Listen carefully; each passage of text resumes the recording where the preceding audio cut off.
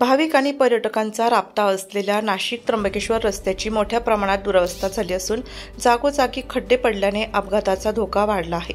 काही ठिकाणी तर केवळ खड्डेच दिसत असून वाहनधारकांना रस्ता शोधावा लागतो आहे। त्र्यंबकेश्वरला जाण्यासाठी नाशिक मार्गे देशभरातून भाविक येत असतात।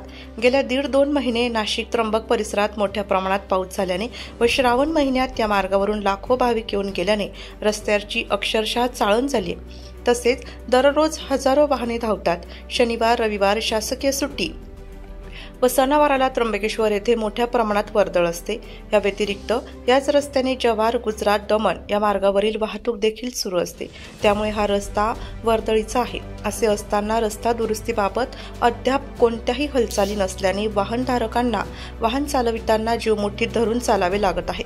या त्र्यंबकेश्वर रस्त्यावर पडलेल्या खड्ड्यांमुळे त्र्यंबकेश्वर युवक काँग्रेसच्या वतीने रस्ता रोको आंदोलन करण्यात आलं असून या रस्ता रोकोमध्ये आमदार हिरामण खोसकर यांनी सहभाग घेत अधिकारी व प्रशासनाला धारेवर धरले असून अधिकारी व कंत्राटदार यांनी संगनमताने भ्रष्टाचार करून निकृष्ट दर्जाचा रस्ता बनवल्याने नागरिकांना नाहक त्रास सहन करावा लागत असल्याचे यावेळी त्यांनी सांगितले। तसेच राष्ट्रवादी काँग्रेस पार्टी अजित पवार गटाचे तालुका अध्यक्ष बहिरू मुळाणे यांनी देखील रस्त्याच्या बोगस कामासंदर्भात चौकशी करण्याची मागणी केली। या संदर्भात अधिक माहिती काँग्रेसच्या पदाधिकारी यांनी दिली। या आंदोलनात आमदार हिरामण खोसकर, राष्ट्रवादी काँग्रेस पार्टी अजित पवार गटात तालुका अध्यक्ष बहिरू पाटील मुळाणे, युवा नेते रोहित सकाळे, नाशिक कृषी उत्पन्न बाजार समितीचे विनायक माळेकर, माजी सरपंच निवृत्ती लिलके, काशीनाथ पेहरे, युवक काँग्रेसचे तालुका अध्यक्ष गणेश कोठुळे, सागर चव्हाण आदींचा मोठ्या संख्येने पदाधिकारी व नागरिक उपस्थित होते। राज्य महामार्ग मागच्या वर्षी केलेला हा रस्ता 1 वर्षामध्ये 5 कोटीचं काम या ठिकाणी हा काम झालं। 1 वर्ष सुद्धा टिकला नाही। आता 5-10 गावचे सरपंच यांनी मला फोन केला आणि बोलवून घेतलं की आम्हाला या ठिकाणी आंदोलन करायचं आहे। रस्त्याची परिस्थिती बघायला रस्त्याची परिस्थिती बघितली तर 1-1 वर्षामध्ये जर 5-5 कोटीचे कामं खराब होत असतील। शासन एवढं मोठ्या प्रमाणात निधी उपलब्ध करून देतं। आम्ही आमदार लोकप्रतिनिधी म्हणून त्या ठिकाणी ते मदत करतो, निधी मागतो। तो रस्ता कुठंतरी 1 वर्षात खराब होत असेल याचा अर्थ 100% याच्यात भ्रष्टाचार होतो। या ठिकाणी अधिकारी आणि ठेकेदार हे जुल्यामिल्या करून या ठिकाणी बोगस कामं करून पैसे काढताय असा या सरपंचाचा आरोप आहे। या ठिकाणी शिरसगावचे सरपंच निवृत्ती लिलके असतील, दलपोर्तीपूरचे सरपंच योगेश जायर असतील, राष्ट्रवादी काँग्रेसचे तालुका अध्यक्ष बहिरू पाटील मुळाणे, गणेशभाऊ कोठुळे, सागरभाऊ चव्हाण या ठिकाणी सर्वच या ठिकाणी आता त्यांनी रस्ता रोको आंदोलन केलं आहे। याच्यामध्ये त्यांची एकच मागणी की आमदार साहेब याच्यावर कठोर कारवाई झाली पाहिजे, याच्यावर गुन्हा दाखल झाला पाहिजे आणि ज्या अधिकाऱ्यांनी बोगस काम करीत असताना सुद्धा त्याचे बिलं काढून दिले त्या अधिकाऱ्यावर सुद्धा ते निलंबित झाले पाहिजे। ही या सरपंचाची मागणी।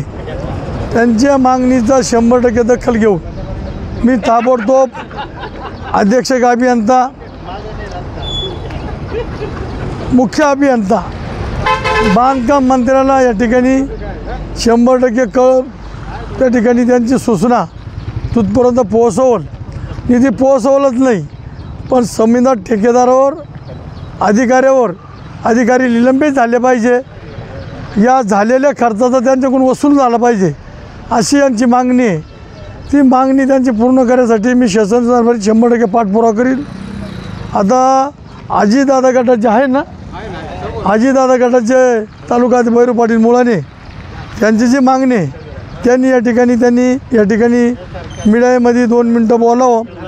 विनायकजी माळेकर असेल त्यांनी 2 मिनटं बोलावं, परंतु त्यांनी मला या ठिकाणी बोलवून घेतलं आणि त्यांची जो म्हणणं आहे तेपर्यंत शासनापर्यंत मी 100% पोहोचवल।